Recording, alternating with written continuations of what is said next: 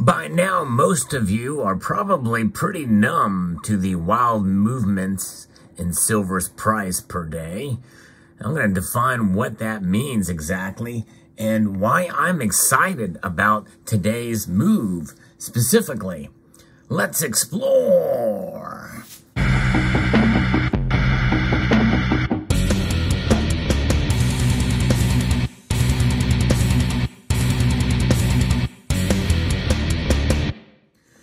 Silver. It has been quite a wild ride for the metal in terms of its price. As is usually the case, silver does outperform or grossly underperforms gold whenever we see the movements in the price. Today, we saw silver rise up over 2.3, almost 2.4%. And to me, that is what defines a wild or dramatic movement in a day's time. And some people say, well, it didn't soar this day or it didn't plunge this day. It's still above this level. But any one-day movement above 2% is noteworthy and worthy of discussion. And even if we've seen it just in the past couple of days, my prediction has come true earlier than I thought. In fact, I may have been far ahead in that prediction about that silver, we can bet on it, will be a volatile metal. It has been drastically volatile this month.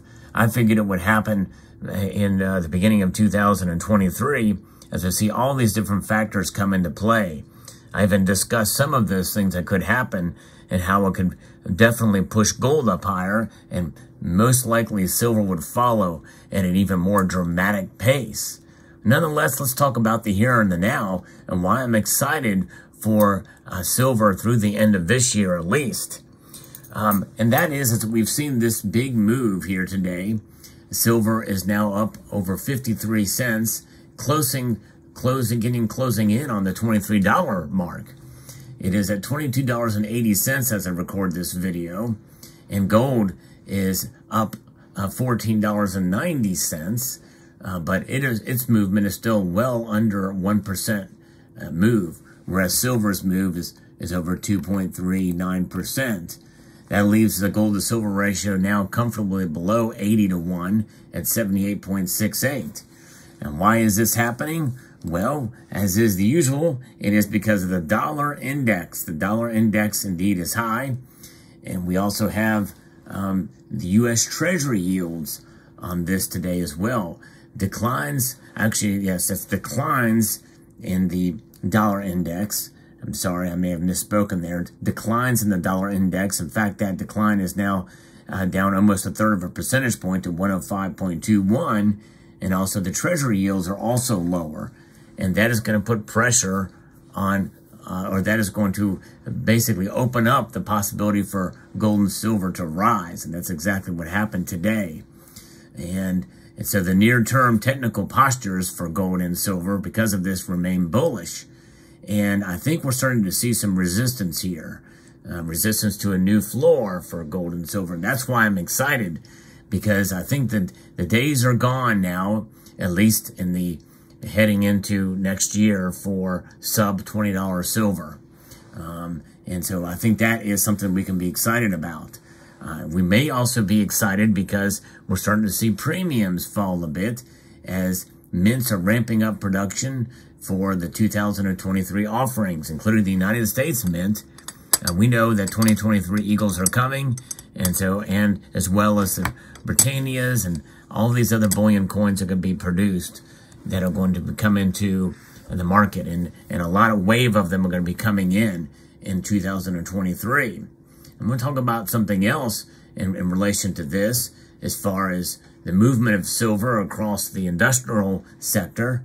A lot more silver will be moving. Remember, I discussed a few weeks or months ago about how two big, huge silver mining companies are going to be ramping up or have ramped up production.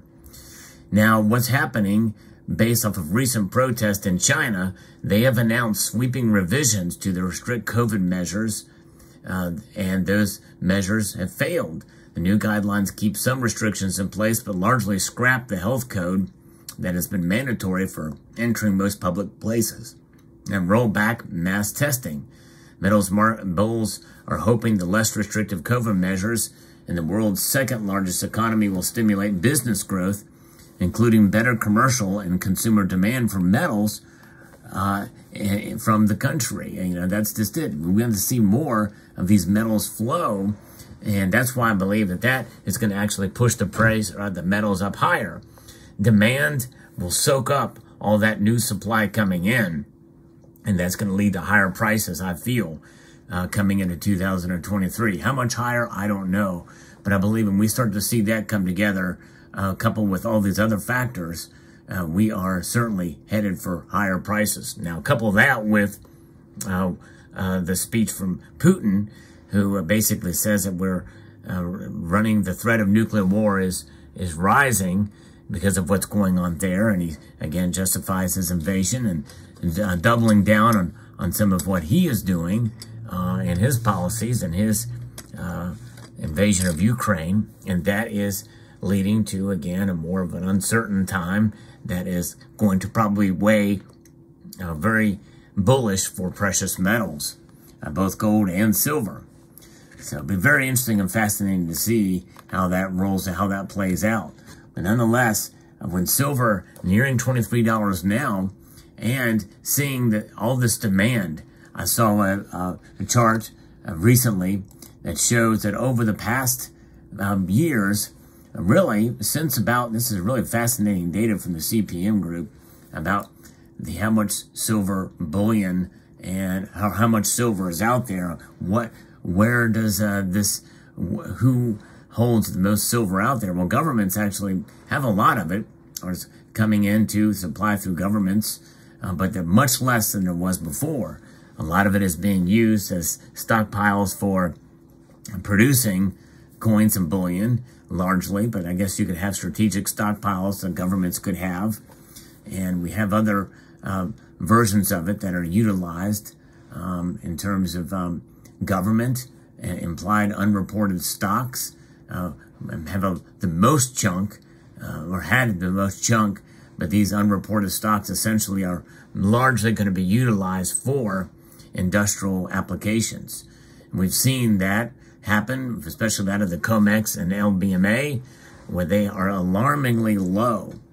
And will they refill those coffers? I think to some extent they will, especially with this new silver coming online, being produced by these companies, or by these mining companies, and that silver comes online. We're going to see it probably start to make its way through the system in the COMEX and also into the LBMA. But where is a lot of the biggest growth in the silver sector as far as the stockpiles of silver is concerned is you and me holding versions of silver like this. Coins, bars, rounds.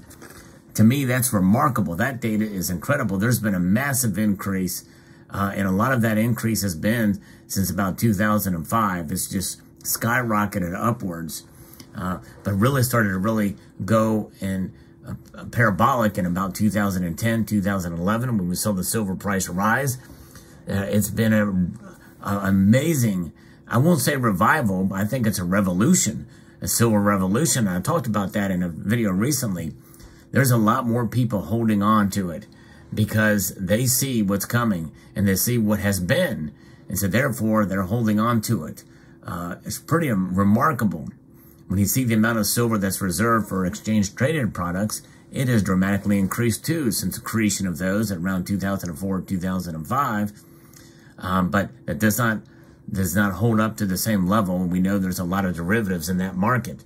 But again, when you purchase an exchange-traded product for either metal, you are buying exposure to the price of the metal, not the metal itself. And in my view, to me, that's almost pointless. I mean, I do understand why people do it, and especially if you're trading in online platforms and you've got the convenience of exposure to the price, you know, there's nothing to really represent it unless you get the Sprots, you know, exposures, which are the PSLV. I think they have a gold one as well too. I don't know what that's called, but nonetheless, you get the PSLV where it's backed by the actual physical. That's it's just convenient, just as well, and it's suited and it's backed by the physical. Wouldn't you rather have something that's actually backed by the physical, even if there's a third-party risk with the promise of it? But nonetheless, more and more people are actually stacking the physical. And that's another reason why I'm excited about the price movement today and seeing that data. Because we know that in the end, holding the physical is the ultimate way to protect yourself against economic instability over the course of a long period of time. There's a lot of silver out there, but it is in our hands. And you're in good hands when you have silver in your hands, that's for sure. Diamond hands, I guess is what they call it. And so when you hold that silver, you have it in your hands, you know that it's not in the marketplace, and so it can't be traded unless you do trade it or sell it. And I think this is what's contributing to the shortage of available silver in the marketplace. Available silver for trading and for delivery and that type of thing. So above ground silver is running a little bit slim now, and I think that is part of what has contributed to the high premiums on the metal and as of late. But more will come into place. There will be more silver produced. Silver is available now. You have to pay for it. But I think in some circumstances, if you can find a low enough price for it, it's worth a premium. Some silver products are not worth a premium in my view. Others are. And so you have to weigh on which kind of silver products you want to have in your stack and or your collection, or both. It's okay to have both a silver as a stacking metal in the form of coins or rounds stacked up or bars, but also have some collectible silver as well, or better bullion, as some of it is referred to as. So there you have it. Let me know what your thoughts are in the comment section below. I hope you found this video insightful. I'd like to extend a multitude of gratitude to you all for taking the time to watch, and to encourage you to please rate, share, comment, and subscribe.